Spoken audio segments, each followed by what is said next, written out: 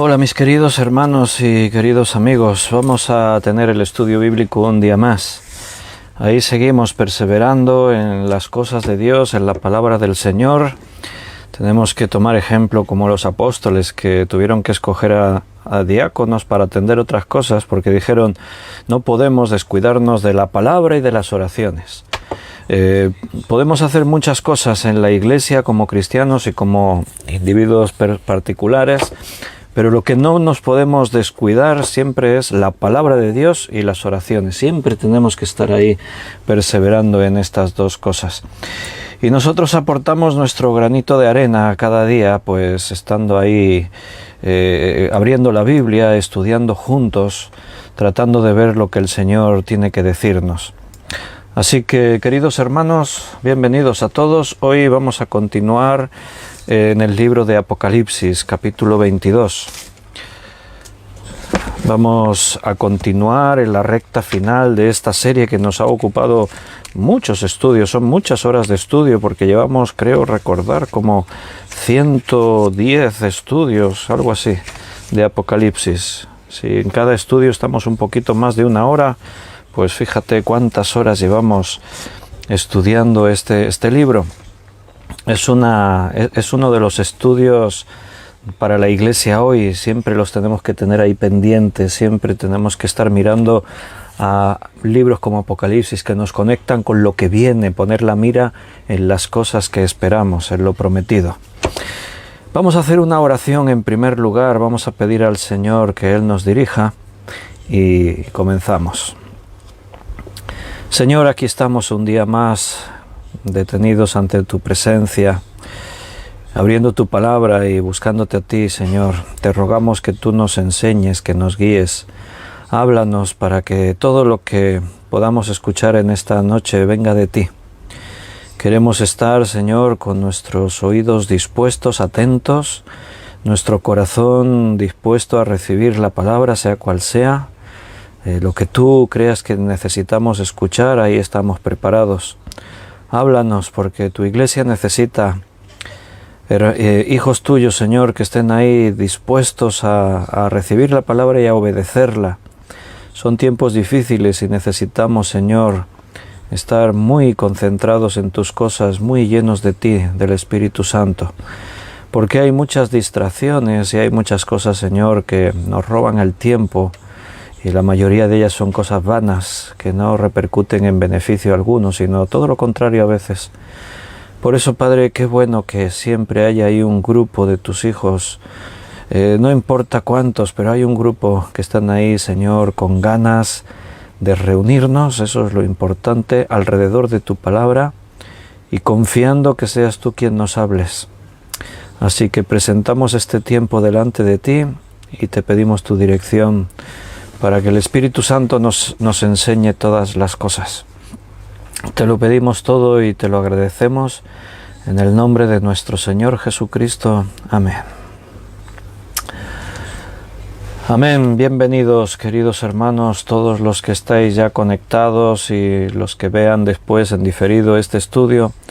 Un abrazo muy fuerte, hermanos de España, de México, de Estados Unidos, de Ecuador, de Perú, de El Salvador, de Francia, de no sé si me dejo algunos, pero son hermanos de México, no lo he dicho, creo, muchos hermanos de muchos lugares, pero tenemos algo muy en común. Nos amamos porque el Señor nos unió en su iglesia, una iglesia universal, única, verdadera, y ahí estamos con deseos en común, como es el venir y alimentarnos de la palabra del Señor. Como hemos dicho, vamos a continuar hoy en el libro de Apocalipsis, capítulo 22. Vamos a seguir en el versículo 8 y 9. Antes, déjame que corresponda a los saludos de los que habéis escrito en el chat en directo. Benito ha escrito el primero, buenas noches, Benito. Y Juan Bermudo también escribió, hola Juan, bienvenido, bendiciones. José Luis, que Dios os bendiga. Carmen dice, preparados, listos a por un estudio más. Y ahí puso un sticker de ella misma corriendo a toda velocidad.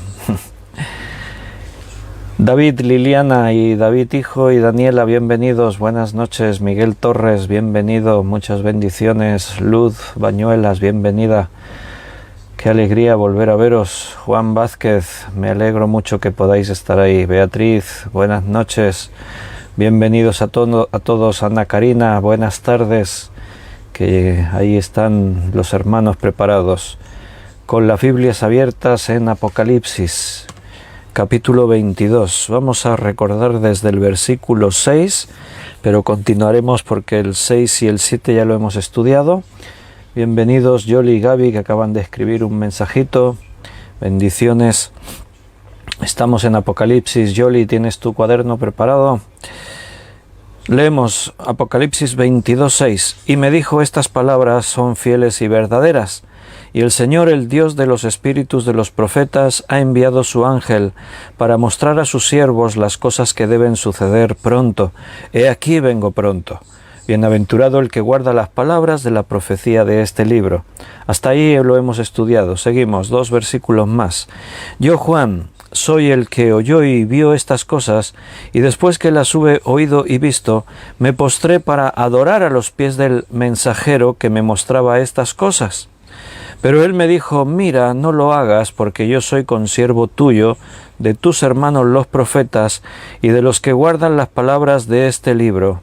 Adora a Dios. Muy bien, es la segunda vez que a Juan le ocurre esto. A algunos les puede resultar como así muy sorprendente, ¿no? Que un hombre como Juan, un apóstol como Juan, que va a escribir el Evangelio, 3 cartas, el Apocalipsis, un hombre usado por Dios, por el Espíritu Santo, que conoció personalmente a Jesucristo, que enseña principios muy notables en sus escritos inspirado por el Espíritu Santo, que caiga en este tremendo error, que caiga en el error de ponerse en dos ocasiones a adorar a uno de estos seres que están participando en estos eventos.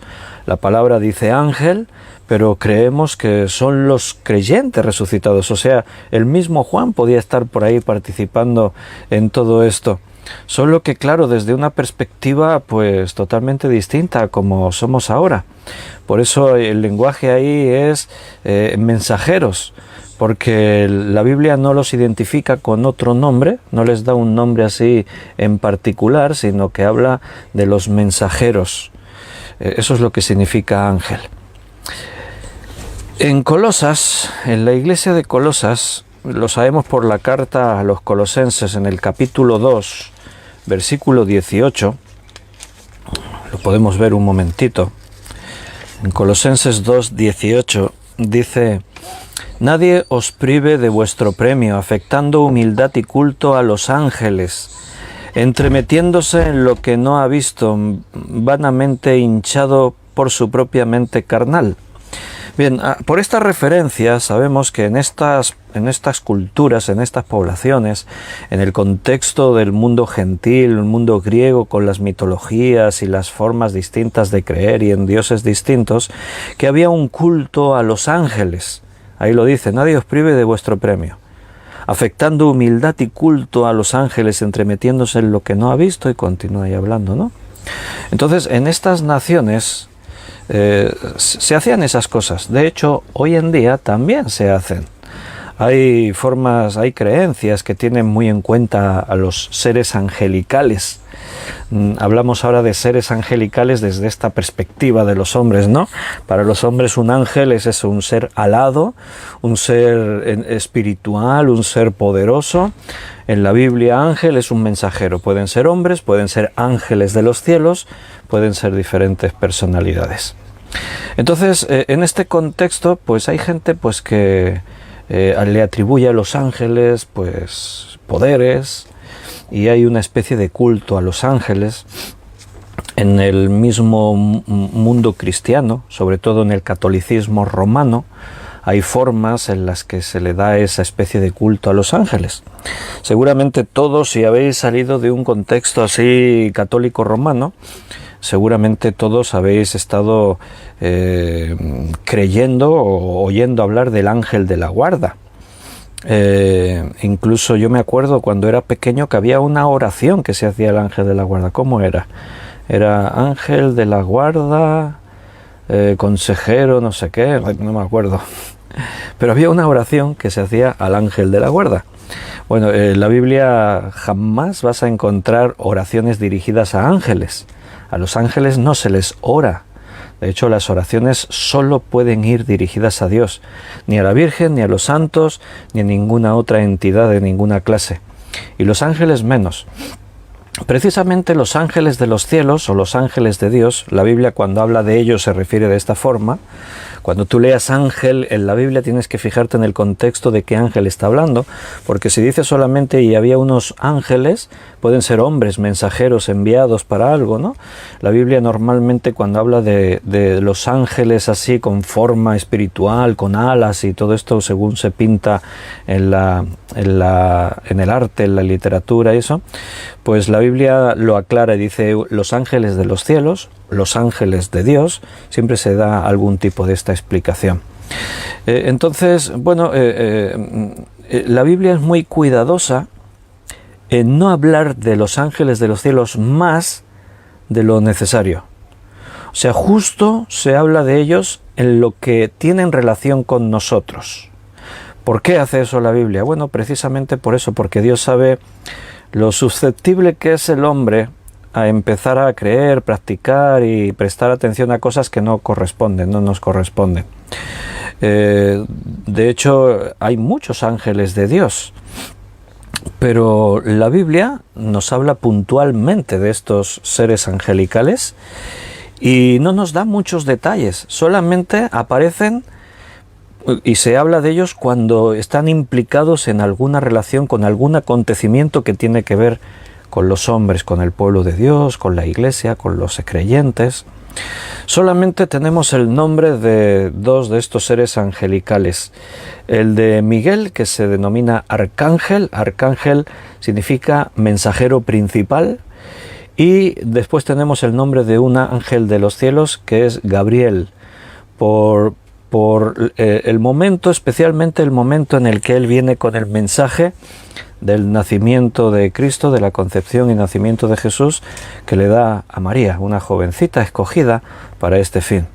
Pero nada más. Después sabemos que aparecen por ahí ángeles, por aquí y por allá, pero la Biblia trata de no darles demasiada trascendencia, porque los hombres son demasiado débiles y de pronto se ponen ahí ya a adorar y rendir culto y hacer cosas a estos seres angelicales y no corresponde para nada.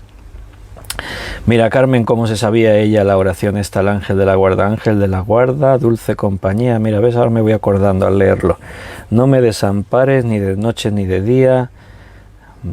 Muy bien, ahí está. Sí, claro, eso, esa oración, pero fíjate, ¿no? Y el tema del ángel de la guarda tiene un fundamento bíblico.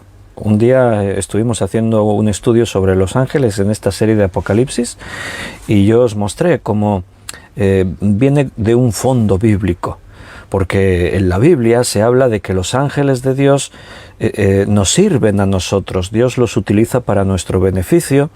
De hecho, hablando de Jesucristo, también se refiere a él en la Escritura como el ángel de Jehová, y dice la palabra que el ángel de Jehová acampa alrededor de los que le temen y los defiende. Y lo menciona utilizando esa expresión, el ángel de Jehová, el mensajero de Jehová. Pero eso es una cosa, reconocer que Dios envía a sus ángeles para nuestra ayuda, nuestra protección, para traernos un mensaje, para algo. Y otra cosa es interactuar con los ángeles, hablar con ellos, hacer oraciones a ellos, pedirle a ellos cosas. Si tienes que pedirle algo, se lo tienes que pedir a Dios. ¿Por qué? Porque ellos están a las órdenes de Dios. O sea, si tú le dijeses a un ángel, ángel de la guarda, te pido, como dice esa oración, ¿no?, que no me desampares, el ángel de la guarda te diría, pídeselo a mi Señor, yo estoy a sus órdenes. Claro, los ángeles no están para para responder a nuestras peticiones, concedernos nuestros deseos. No, están ahí a lo que Dios les envía. Gran parte de esos ángeles cayeron, se rebelaron al lado de Satanás y cayeron, fueron desterrados de la presencia de Dios y ahora son espíritus malignos. De ahí que conocemos otro de los nombres. Los únicos 3 nombres son los 2 que permanecen fieles a Dios, Miguel y Gabriel, y el otro es Satanás, que cayó y fue desterrado de la presencia de Dios. Falsos maestros enseñaban, a eso es a lo que hace referencia la carta a los Colosenses, falsos maestros enseñaban que Dios y Cristo estaban demasiado lejos y para acercarse había que buscar intermediarios, niveles intermedios, y ahí aparecían los ángeles de los cielos. Se oraba a los ángeles, se hacía culto a los ángeles, se les rendía culto, homenaje, adoración a los ángeles, porque eran seres intermediarios entre los hombres y Dios. Pero todo eso es falso, no está en la Escritura. Solo hay un mediador entre Dios y los hombres, que es Jesucristo. Eso sí lo dice la palabra de Dios, la Biblia. Nadie más. ¿Y María es mediadora? No, la Biblia dice que solo hay un mediador, Cristo. No hay más que eso. O miente la Biblia o se equivoca la Iglesia al adquirir tradiciones durante los siglos, tradiciones de hombres, en los que se influenció en enseñanzas que están, no que no estén en la Biblia, es que están en contra de las que la Biblia enseña. Si tienes que escoger con qué te quedas, con lo que enseña la Iglesia en sus desvíos o lo que dice la palabra de Dios, yo te aconsejo que te quedes siempre con lo que dice la palabra de Dios. Porque la palabra de Dios es infalible, no se equivoca, no falla. La palabra de Dios es única, preservada por Dios, inspirada por Dios, llega de esta forma hasta nuestros días sin que se pierda ni una coma, ni un acento, nada del significado que tenía originalmente. La pregunta es esta: ¿por qué Juan, él conoce que solamente se le puede adorar a Dios? Juan va a ser el que va a decir que Dios busca a los adoradores que le adoren en espíritu y en verdad. ¿Por qué Juan en 2 ocasiones, esta es la segunda vez que hemos visto, que tratando con uno de estos mensajeros de los cielos, se postra a sus pies para adorarle? ¿Por qué hace esto Juan? Bueno, evidentemente tendríamos que meternos en la piel de Juan. Tratar de comprender la situación en la que él se encuentra para comprender esta reacción. Para empezar, tenemos que considerar que Juan es muy viejecito. Él está ya por sus 100 años y él está prisionero en la isla de Patmos. Cuando tú lees ahí al principio en Apocalipsis que dice Juan, y estaba yo en la isla de Patmos y me sobrevino una visión y tal. Algunos igual, yo al principio, la primera vez que me leí Apocalipsis, digo, mira qué bonito, estaba ahí en la isla de Patmos. Yo me lo imaginé ahí en una playa con palmeras, ¿no? Dije, qué bonito ahí, qué buen sitio para escribir un libro de la Biblia. Pero no, después me enteré que él estaba en presidio, estaba prisionero en la isla de Patmos. Patmos se había convertido en una isla natural. En muchas ocasiones en islas se hacían cárceles, porque eso complicaba la fuga de los presos. No solamente era traspasar los muros de la prisión, sino que después, ¿qué hacías? Te encontrabas con un mar delante tuyo con kilómetros y kilómetros de agua en cualquier dirección. Entonces esto era una forma que se adoptó en muchas ocasiones, incluso hasta tiempos muy recientes. Ahí en los Estados Unidos estaba la famosa isla de Alcatraz, donde estaba la prisión de Alcatraz. Era una isla cerca de la costa, pero si había 2-3 kilómetros, pues eso ya era un problema, con aguas con corrientes fuertes, con aguas frías, eso hacía pues mucho más difícil el fugarse de la prisión. Entonces tenemos que entender esa situación. Juan se encuentra prisionero, o sea, es un entorno hostil. Él no está de vacaciones en Patmos.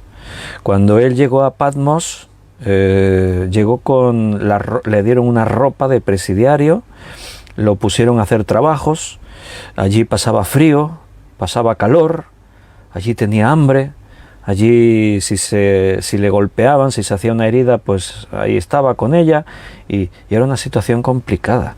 Y en ese entorno, en su vejez, él tiene esta visión del Apocalipsis. No creo que nos podamos hacer una idea de lo que representó ver el Apocalipsis. No creo que nos podamos hacer una idea. Tú ves una película, a veces hacen películas, yo que sé, de la guerra, de la Segunda Guerra Mundial.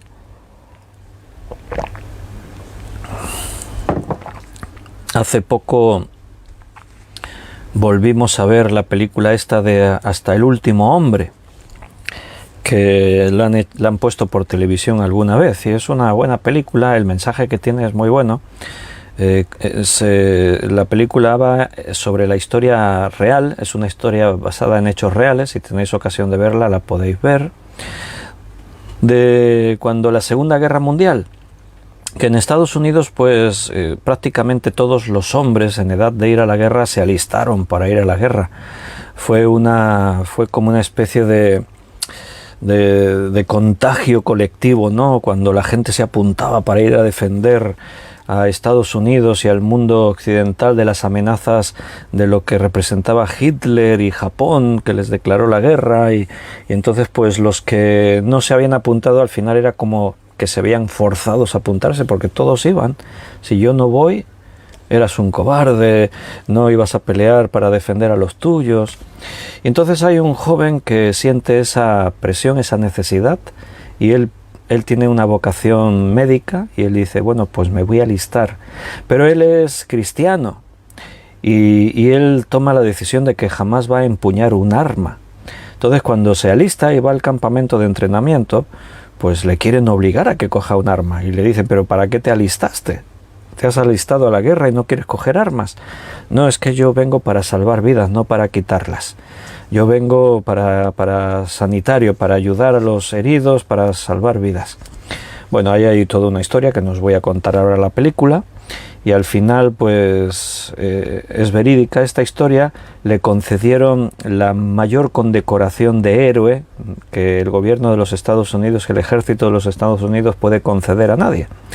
Y se la dieron a alguien que ni cogió un arma, solo por el mérito de salvar vidas y de qué forma lo hizo. No os voy a desvelar, porque si lo queréis ver, la podéis ver. Eso sí, que es por eso por lo que os estaba diciendo esto.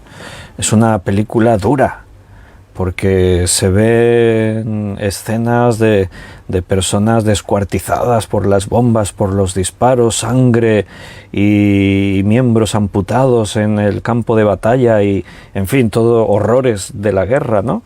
Estas películas de la guerra, dices, igual se podían haber ahorrado estas escenas. Pero claro, tratan de representar la crudeza de lo que era eso, la guerra, ¿no? Entonces, si sois sensibles, no la veáis. Hoy en día, ¿sabes lo que pasa? Que nos hemos vuelto ya insensibles a todo eso, porque desde niños, los niños ya ven imágenes, escenas de violencia, de sangre y esto, y ya es como que te vas endureciendo y ya no te afecta mucho todas estas cosas.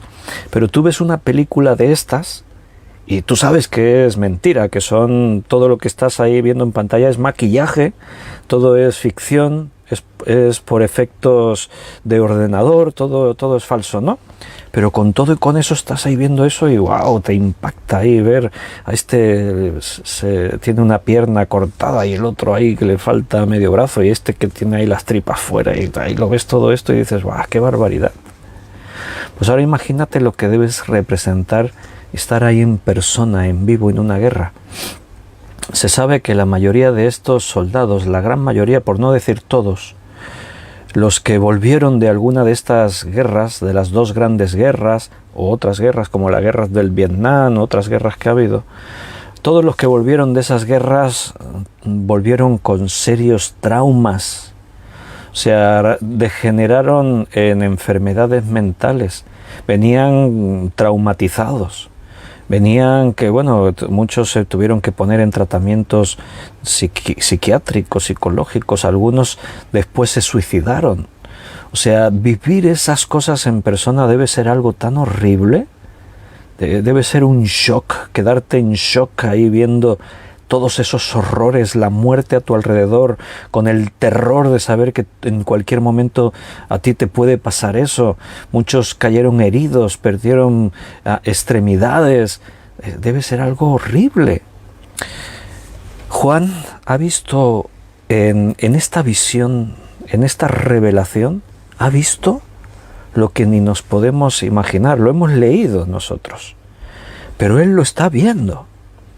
Él está viendo cómo mueren miles de millones de personas. Él está viendo a creyentes siendo torturados y decapitados.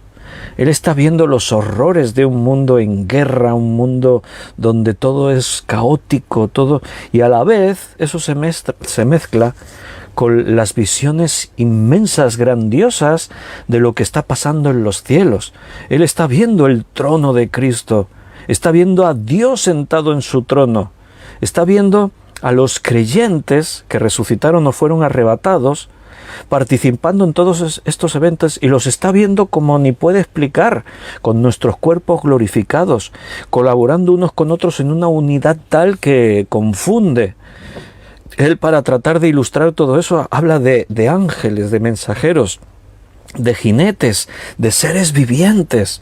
Cuando describe los seres vivientes, igual que le pasó a Jeremías cuando tuvo esta visión, está ahí explicando que estaban llenos de ojos por dentro, por fuera, que caminaban derechos hacia adelante, pero sus caras estaban así, y tenían como cara de león, como cara de águila, tenían como cara de hombre, como cara de becerro, y tenían 4 lados y no sé qué, y te lo describe de unas cosas. Él está viendo cosas grandiosas. Él ha visto cómo el pozo del abismo se abre y salen seres demoníacos horribles, con un aspecto como de langosta, pero con cabezas como de caballo, pero con los cabellos como de mujer, y con sus colas como las de escorpión, y sus dientes como los de león, y después él ve a 200 millones de jinetes demoníacos que sacan fuego los caballos por sus bocas y azufre y no sé qué, y ¡buah! Él está viendo cosas que, bueno, di tú de las películas de Hollywood con todos sus efectos especiales hoy en día, que es espectacular,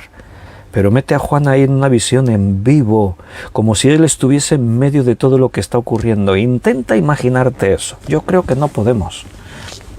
No creo que nos podamos imaginar meternos en eso, recibir toda esa información audiovisual de todo lo que ocurrirá en un futuro.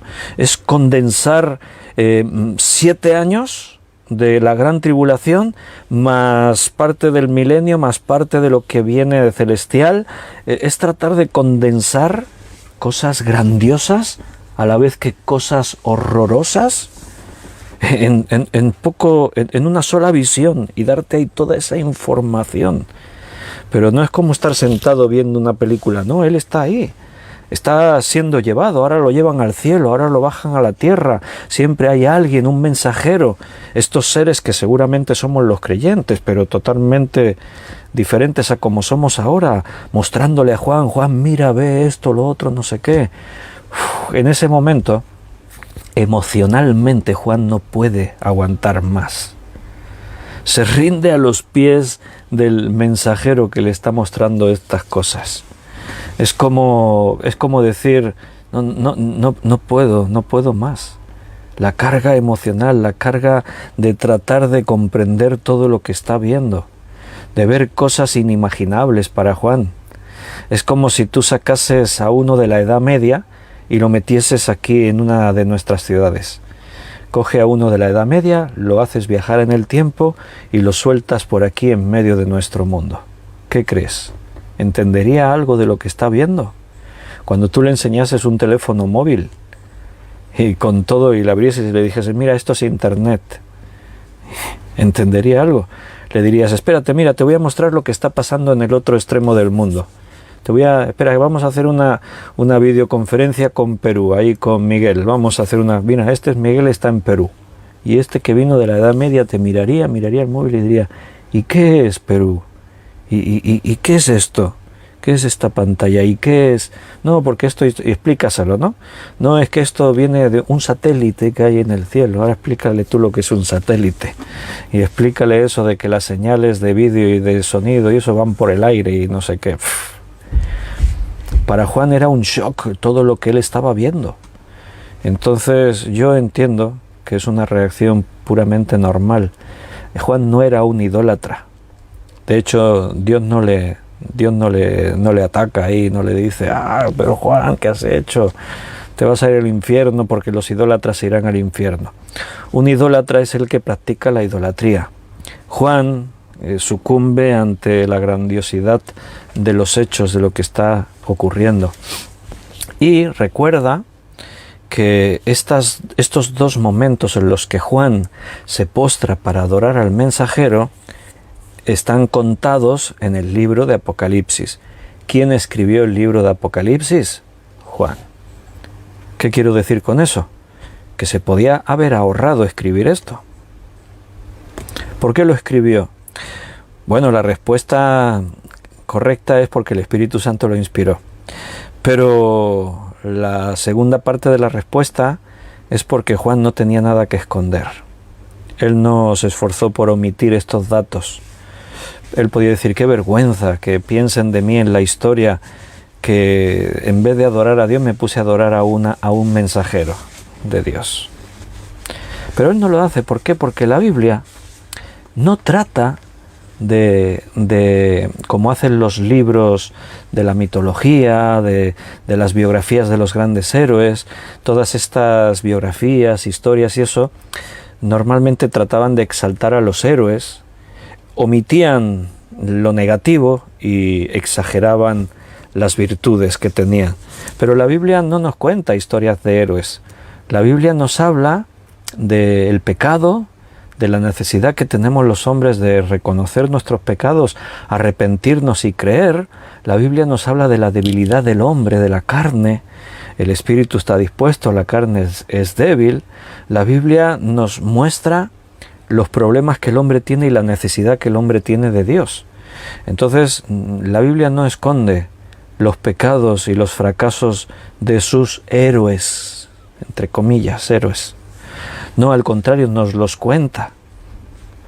Si el propósito de la Biblia hubiese sido otro, ¿para qué iba a quedar manchado el nombre de David?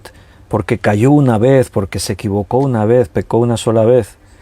O sea, un pecado pudo empañar todas sus grandes historias. Pero si te das cuenta, no es así. ¿Sabes por qué?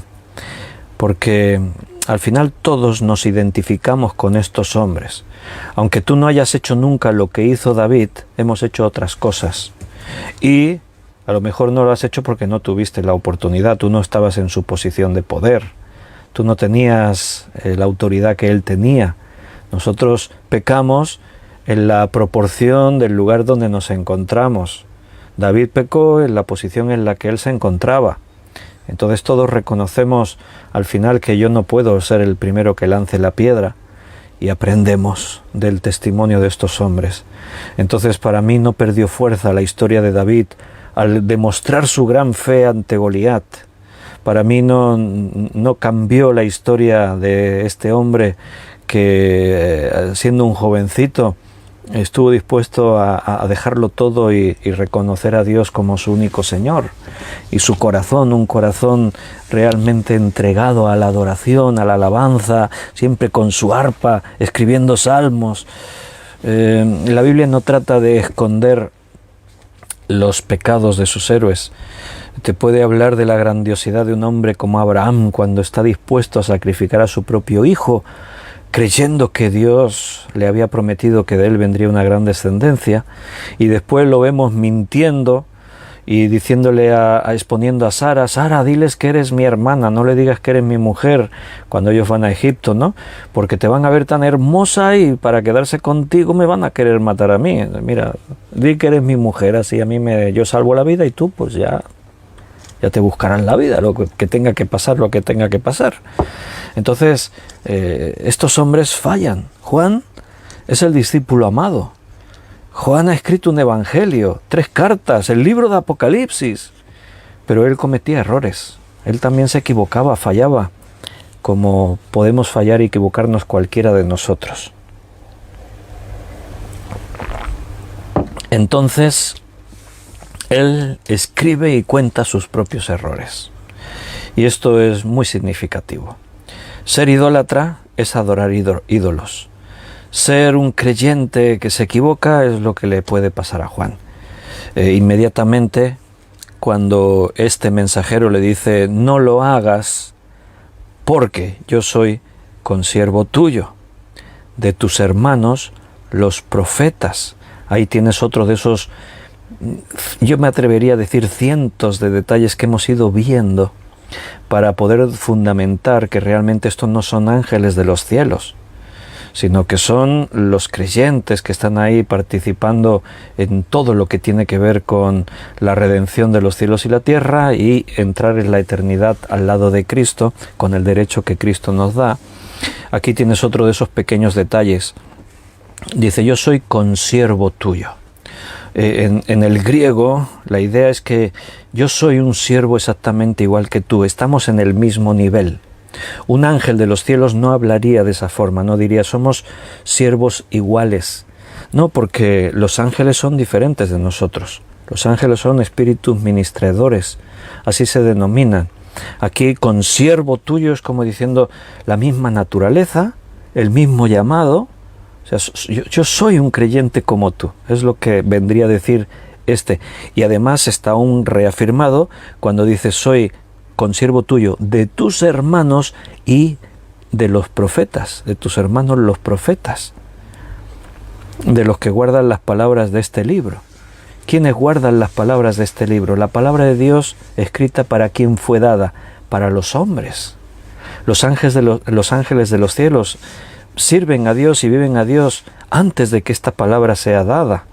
Todos estos pequeños detalles, que son muchísimos, son los que van armando toda esa idea de que estos seres angelicales no son ángeles de los cielos, son los creyentes que ya fueron arrebatados y no se quedaron ahí sentados en sillas viendo el espectáculo, no, entraron completamente a participar y a trabajar en todos estos eventos que cuenta el Apocalipsis.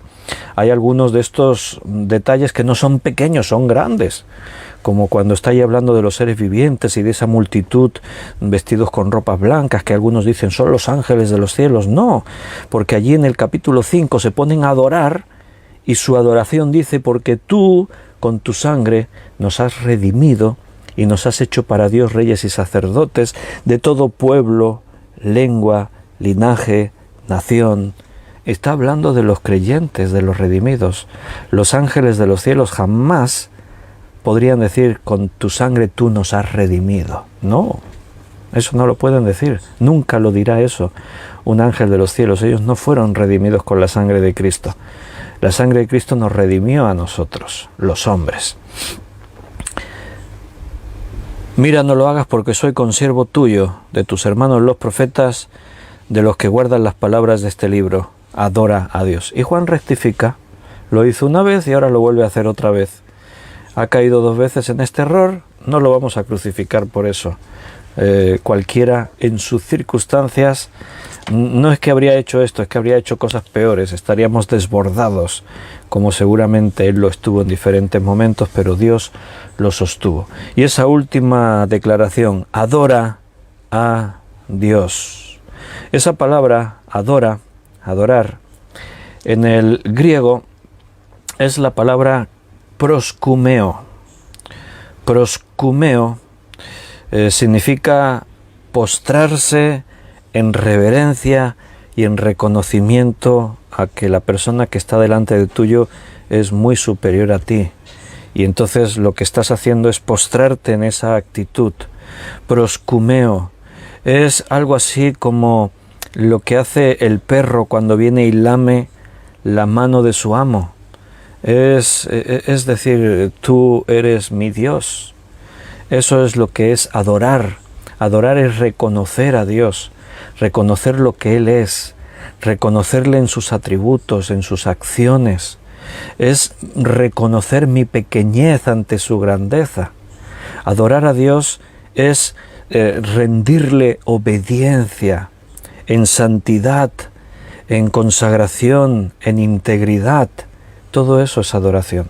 Adoración no es que estamos ahí cada uno a lo nuestro, que vivimos la vida como nos parece, en nuestros pecados, en nuestros vicios, y lo peor, en nuestra indiferencia a Dios, a su iglesia, a las cosas que Él nos ha mandado, pero de pronto el domingo llega el momento de la alabanza y entonces yo ahí me pongo súper espiritual, Señor, te adoro y tal y no sé qué, y después el resto de la semana otra vez me la paso viviendo como a mí me da la real gana. Adoración es una forma de vida, es una actitud.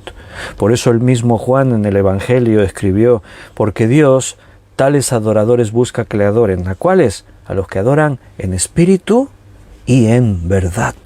La verdad se vive, se muestra, se manifiesta, se experimenta. La verdad no dura media hora. La verdad está dentro de ti, forma parte de ti.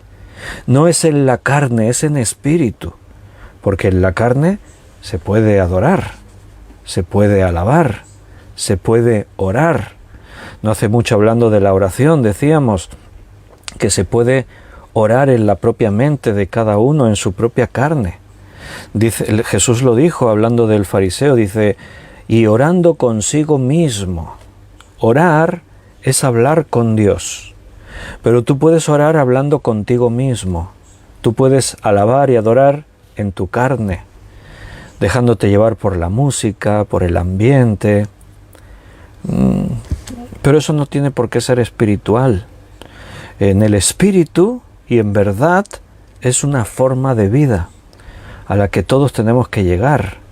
Claro que nos podemos dejar llevar por la emoción. Claro que podemos disfrutar de la buena música cuando los músicos del grupo de alabanza lo están haciendo lo mejor que saben y están dando están dando todo su arte, todo su conocimiento y tratan de hacerlo con la excelencia. Ahí podemos dejarnos llevar por ese ambiente y disfrutarlo y emocionarnos y alabar a Dios. Pero eso tiene que ser el domingo y en cada momento, a cada instante de nuestra vida. Adora a Dios, le dice. No solamente como que no me adores a mí, adora a Dios. No, o sea, yo soy consiervo tuyo, no me adores a mí, adora a Dios. O sea, es como un mandamiento que se da ahí. No es la opción, no es lo que tiene que salir dentro de ti. Reconocer a Dios en su poder, en su grandeza, en lo que Él es y en lo que Él hace. Adorarle a Dios. El mundo no le adora. Solamente los verdaderos hijos le adoran. Por eso Dios es a estos a los que busca, a aquellos que le adoran de verdad. Y ahí tenemos que realmente mostrar al mundo que nosotros adoramos a Dios. No nos postramos ante ángeles, ante santos, ante imágenes.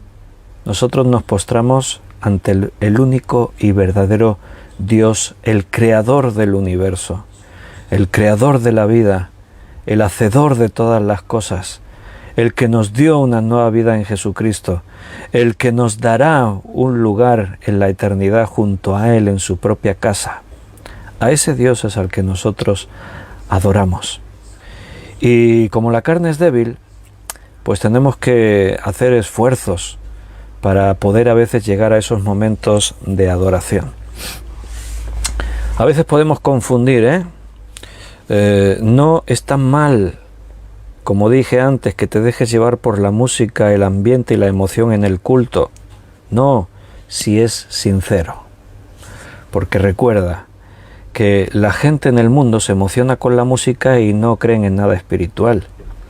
En un momento, en un ambiente de un concierto, donde está el grupo heavy metal y han estado ahí creando un ruido que derribaba las paredes con las guitarras eléctricas y con gritos agudos y todo por ahí a lo loco y tal, y no sé qué, rompiendo guitarras y tal, y todos ahí han estado soltando adrenalina por todos lados, pero de pronto llega el momento de la balada y ahí suenan acordes y suena música melódica y ahí están los rockeros, los heavy metal, los punks, todas estas modas y ambientes súper emocionados. Algunos hasta lloran y derraman lágrimas. Y ahora ya no encienden los mecheros, ahora encienden la linterna del móvil. Y todos súper emocionados. El emocionarse con la música es propio de la naturaleza humana, como emocionarse de otras cosas. Viendo una película romántica te puedes emocionar, un drama. Y como eso forma parte de la naturaleza humana, es normal que tú en un culto, en un momento de alabanza, te emociones. Pero como dice en el Salmo, cantaré en el espíritu, pero también cantaré con el entendimiento.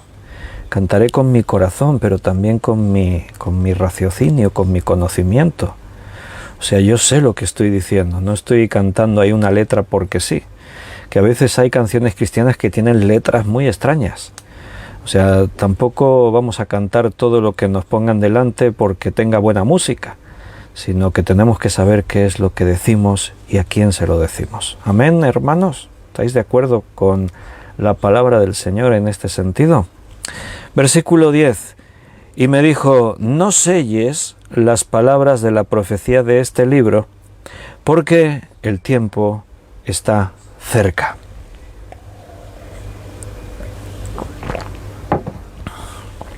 No selles estas palabras. ¿Por qué? Porque el tiempo está cerca. A Daniel, el mensajero, le dijo, sella las palabras. A Juan le dice, no las selles. Lo habíamos leído ya, pero en algún estudio por ahí, no sé cuándo, de estos de Apocalipsis lo leímos, pero podemos recordarlo en Daniel capítulo 12, versículo 4. Daniel 12, 4. Dice, pero tú, Daniel, le está hablando Miguel, ahí sí que es un ángel de Dios, porque se nos dice, en aquel tiempo se levantará Miguel, el gran príncipe de Dios, y en esta visión y en este mensaje le está diciendo, pero tú, Daniel, cierra las palabras y sella el libro. Y se le indica hasta el tiempo del fin. Cierra las palabras, sella el libro. No es el momento para que el mundo conozca todo esto. El tiempo del fin sí vendrá. Ese tiempo cuando el mismo versículo nos da un detalle muy interesante. Muchos correrán de aquí para allá y la ciencia aumentará. Dime cuándo en la historia de la humanidad se cumplió esta doble profecía, hablando del fin, si no es ahora. Muchos correrán de aquí para allá y la ciencia aumentará. Estamos en ese instante, hermanos. Es el momento en el que Apocalipsis no puede estar sellado, tiene que estar abierto y proclamándose y predicándose. Nosotros estamos aportando nuestro granito de arena porque en este estudio de Apocalipsis que hemos dado ahora es la tercera vez que lo damos. La primera vez fue hace como 10 años, quizás ya, 8, 10 años. La segunda vez fue hace 2, 3 años. Estábamos terminando el estudio cuando empezó la pandemia. Y a un mes o a los pocos meses volvimos a comenzarlo otra vez. En el primer estudio estuvimos 80 estudios. En el segundo llegamos por los 100. Ahora vamos por los 110, si no recuerdo mal. Igual me equivoco, ahora después miraré para ponerle el título a este. Aún nos quedan algunos, 2, 3, 4, no sé, para terminar lo que nos queda aquí de este capítulo 22.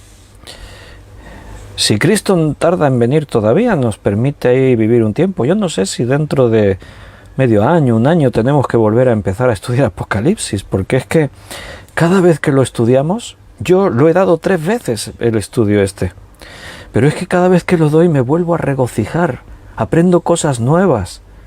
Es que la palabra de Dios es así, es que es imposible decir, no, esto ya lo estudiamos, ya no hace falta volver a tocar el tema. que la palabra de Dios es viva. Y Apocalipsis es un estudio para la iglesia de hoy.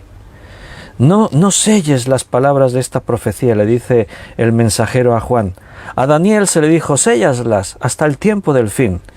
Ese momento en el que muchos correrán de aquí para allá. Observa el planeta Tierra. No nos estamos quietos. Cuando Daniel escribió esto, la gente no corría de aquí para allá. La gente estaba en su pueblo, en su ciudad. Se levantaban, salían de su casa, se iban al campo a trabajar o se iban al mercado y volvían a su casa. Salir de tu pueblo, de tu ciudad, era un día excepcional. Tenías que ir por algo muy importante. Si no, no te ibas a un pueblo cercano. Y hacer viajes largos, si no es porque Augusto César proclamaba que había que hacer un censo y tenías que ir a donde habías nacido, y ahí gente como José y María tuvieron que hacer un largo viaje para ir, pues si no, no vas. Pero hoy en día, ¿qué ocurre? Coges tu coche, te pones en la carretera y ¿qué ves? Coches para aquí, coches para allá, autobuses para arriba, autobuses para abajo, camiones arriba, abajo, miras para el cielo. El otro día hacía un día de estos de azul, de esos que miras arriba y se ven las nubes así como alargaditas por el viento, y se veía el cielo como cuadriculado. Y pensé, las líneas esas que dejan los aviones, de la condensación de los motores, y dije, ¿cuántos aviones han pasado antes de que se disipen? Y conté 1, 2, 3, 4, 5, creo que conté como 11 o 12. Me resultó curioso, digo, wow, todos dejaron ahí las marcas. Se ve que cuando está propiciado por el ambiente, ¿no? Por el clima, que o no se disipa rápidamente, pero la cuestión es que miras al cielo y aviones para aquí, aviones para allá, trenes para arriba, trenes para abajo, barcos para un lado, barcos para otro. Los seres humanos no se están quietos, correrán de aquí para allá. Esa profecía hoy se está cumpliendo, pero como nunca, hoy. Y la ciencia aumentará. ¿Qué te voy a contar, no? De los avances científicos en el momento en el que nos encontramos. Solamente esto que tenemos aquí delante.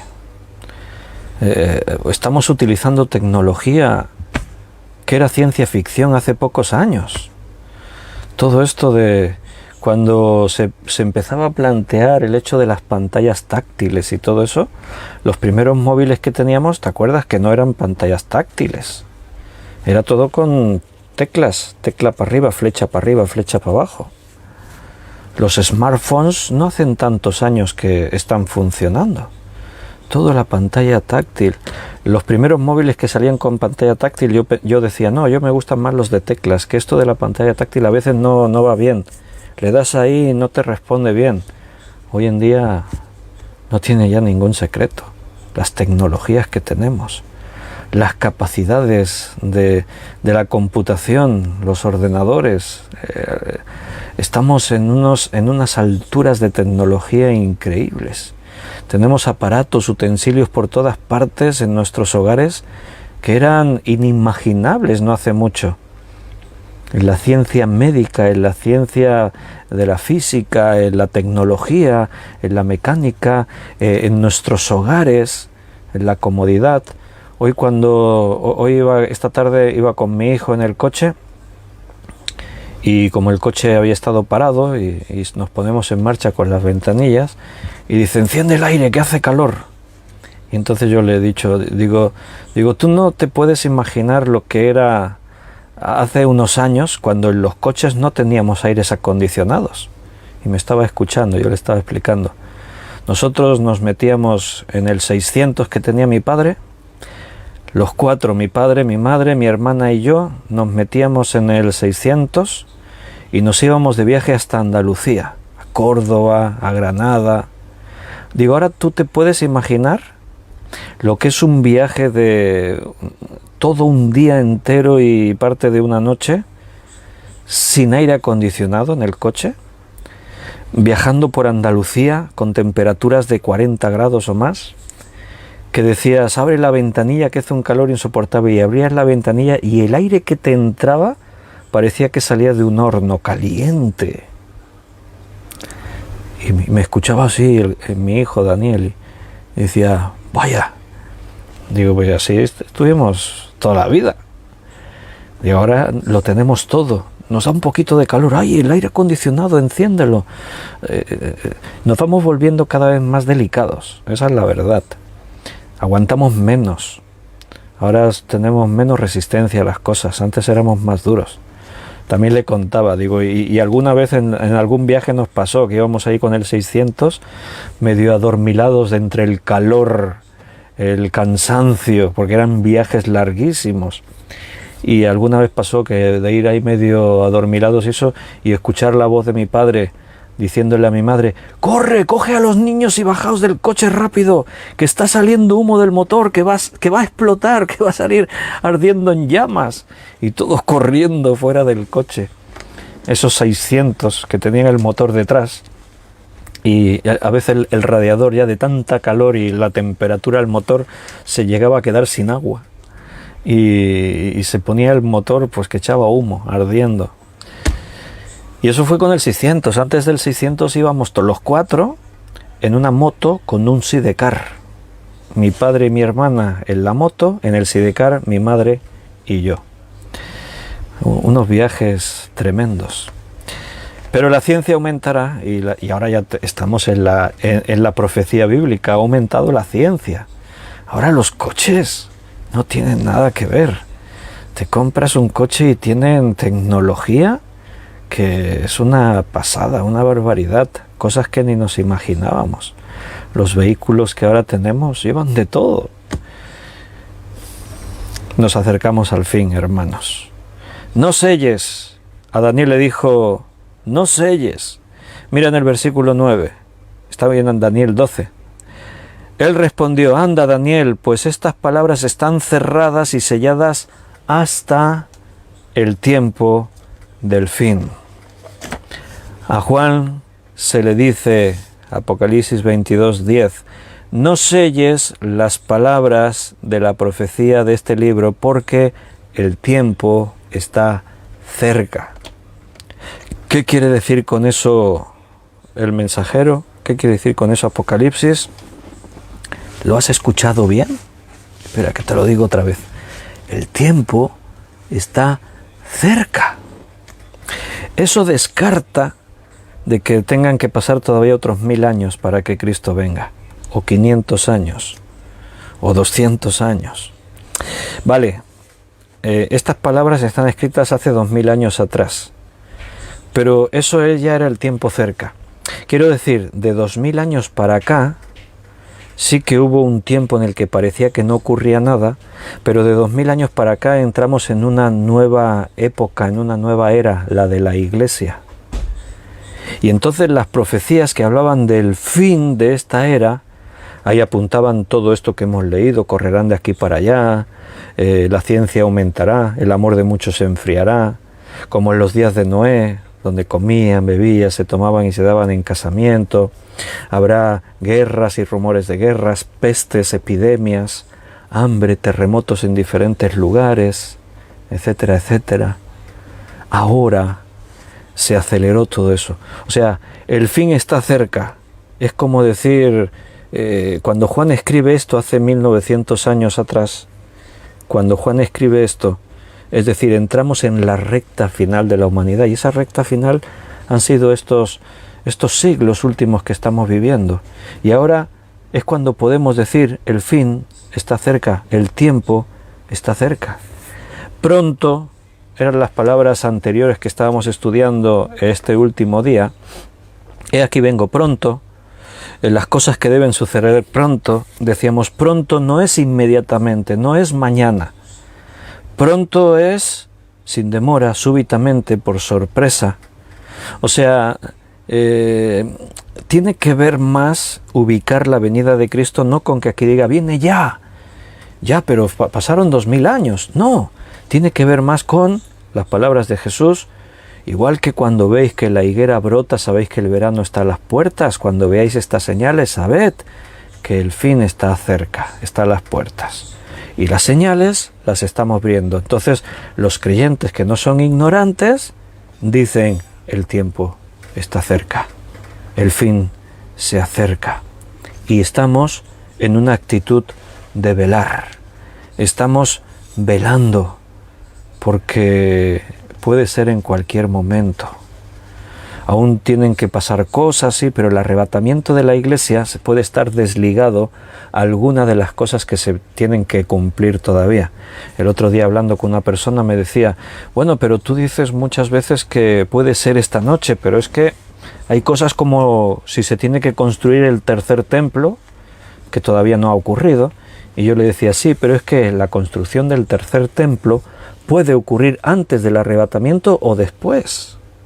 O sea, el arrebatamiento ahora ya no está sujeto a decir se tiene que cumplir esto, esto y esto para que Cristo nos lleve. No, es que el arrebatamiento ya se cumplió lo que se tenía que cumplir. Podría ser en cualquier momento.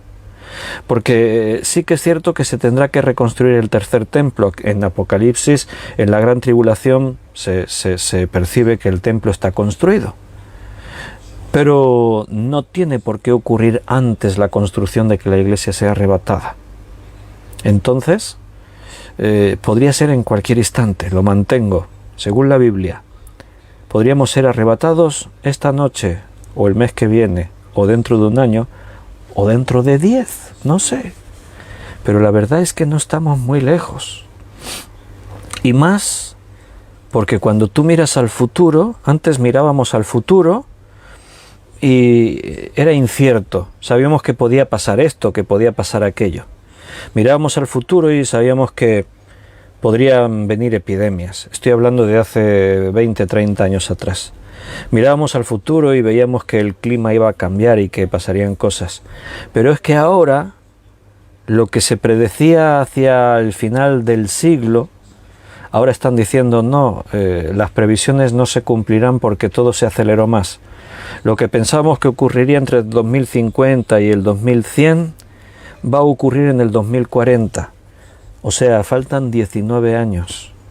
No estamos hablando... Sí, sabemos que pasarán cosas, pero no sabemos cuándo. Ahora los científicos le ponen fecha. Y la fecha es generosa. Porque dicen, es que todo se sigue acelerando. Y ahora estamos diciendo 2040, pero a lo mejor dentro de otros 2 o 3 años diremos 2030. En el informe de la ONU que el otro día también dijeron que hay efectos que ya se han producido en la naturaleza que son irreversibles. O sea, ya no podemos volver atrás ni cambiarlos. Dijeron, es imposible, necesitaríamos 1000 años para intentar cambiar eso. O sea, con decir vamos a tomar ahora estas medidas, eso lo dijo la ONU el otro día, cosas que nosotros y en estos estudios llevamos diciendo desde hace varios años. No sé, decía yo el otro día, los expertos sí que tardan en reaccionar, ¿no? Las autoridades sí que tardan en informar de las cosas que ya sabíamos. Igual es que a nosotros nos da la sabiduría Dios y vemos cosas antes o más allá de lo que ven las personas que tienen autoridad y eso. Bueno, no sé. La verdad es que Dios sí nos da a nosotros sabiduría y nos desvela los tiempos. Pero ahí nos encontramos, mirando hacia el futuro y sabiendo que no es un accidente, sabiendo que no estamos al azar, a nuestra suerte, a ver qué ocurrirá. Miramos al futuro con la expectativa de que Cristo nos puede llevar con Él en cualquier momento. Hay que estar con la lámpara encendida, con el aceite ahí preparado, y tenemos que estar, lo más importante, haciendo el trabajo que se supone que tenemos que hacer. Tenemos que estar aplicándonos en lo que nos tenemos que aplicar. Dar prioridad, preferencia a las cosas de Dios, lo que Él espera que hagamos. Hermanos, felicidades, que por lo menos en esta parte estamos haciendo algo. Y es que cada día entendemos que nos tenemos que refugiar en la palabra de Dios y aprender de Él.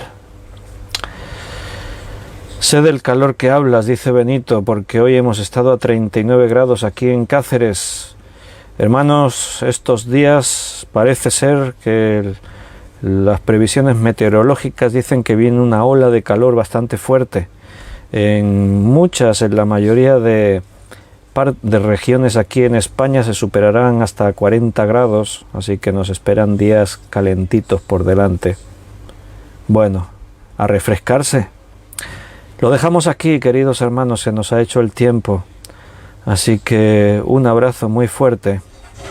Que Dios os cuide, que Dios os guarde, que Él guarde vuestros pensamientos y vuestro corazón en Cristo Jesús. Que no os turbéis por nada, no os preocupéis por pensar en lo que vendrá o no vendrá. Es necesario que todo esto venga. El Señor lo tiene bajo su control y nosotros somos sus hijos, no lo olvides. Un abrazo muy fuerte, queridos hermanos, os amo con el amor del Señor. Mañana es jueves, si Dios lo permite, nos vemos otra vez a las 9. Hasta mañana.